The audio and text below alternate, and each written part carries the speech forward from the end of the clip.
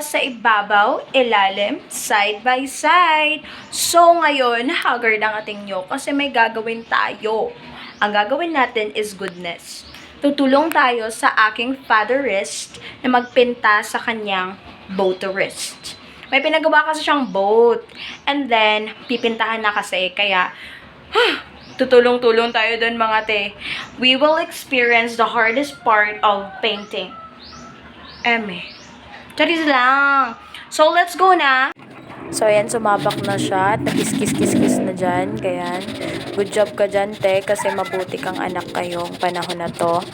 And kasi, naisipan kong tumulong kay Papa kasi nga, wala naman akong ginagawa. And then, para maging matulungin naman ako sa buhay, tinulungan ko na lang siya na magpinta-pinta. Na totally ako talaga nagpipinta. Nagkikis-kis lang ako dyan, like, nagliliha ba. Di ko nga alam kung anong liha sa Tagalog. Kaya nyo na yun. Basta nagsusoft-soft ako ng mga part na yan para ready na siyang pintahan ng first coating, second coating. Ayun, napagod na siya. Tapos, gusto ko kasing gusto ko kasing maging productive, ganun. Oo, emihan ko sa buhay. And para may magawa din naman, 'di ba? Kasi puro ka lang lamon, tas hindi ka kiskis ka dyan, te. Kaya mo yan, oh. Ayan, makinis pa yan sa mukha mo. Ang kinis din ang likod mo, te. Ang laki-laki na ng likod mo. Ano ba yan? Lamon ka lang ng lamon, eh. Oh, kaya para useful ka. Oh, ayan. Pagurin mo ang sarili mo. Ano yan? Usa na siyang nagyabang sa niya, pawis niya. Kala mo talaga siya gumawa ng lahat-lahat, eh, no? Oh, sige, chan reveal ka ngayon. Sige ka. Ayan, na part, guys, kung nakikita nyo naman kasi tumitingin naman kayo, 'di ba? Ay, nagpipinta-pinta na ako dyan. Go na ako dyan.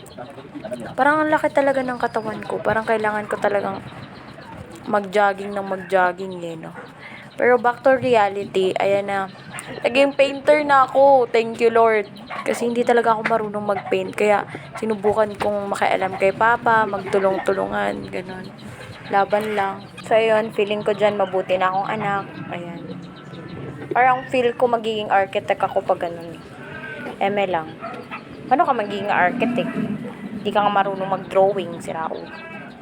So, ayan, sige. Ayan. Patpitan ba to, ate? Ayan, kaya mo yan. Go lang ng go. Push lang.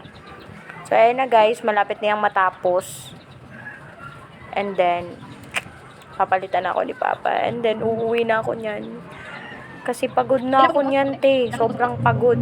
Nag-suffer, pagod na talaga ako. Nag-smile lang ako kasi may camera, eh.